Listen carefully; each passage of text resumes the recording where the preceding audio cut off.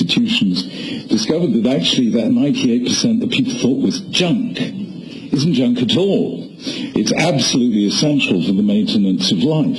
Fascinating fact that the chief rabbi has, the evidence he's given, that whereas we thought that only a minority of the genome was doing something, namely that minority which actually codes for protein,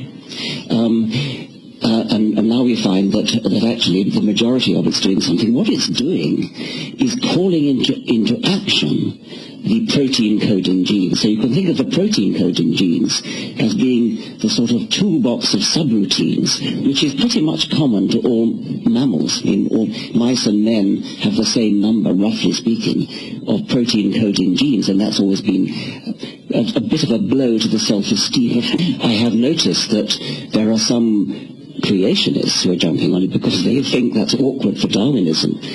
Quite the contrary, of course. It's exactly what a Darwinist would hope for.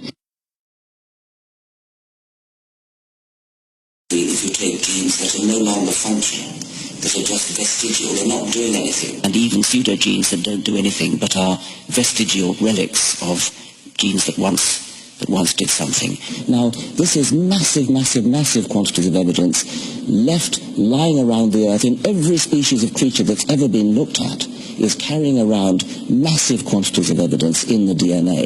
It's like fragments of a document on your hard disk which are no longer being used. They're no longer on the directory, so you no longer see them. Creationists who are jumping on it because they think that's awkward for Darwinism is the traces, the remains. You see the consequences of the evolutionary process. And you find that it forms a perfect branching hierarchy. It's a tree. And what else could that tree be but a family tree? You find that they form a perfect hierarchical pattern. It's a family tree.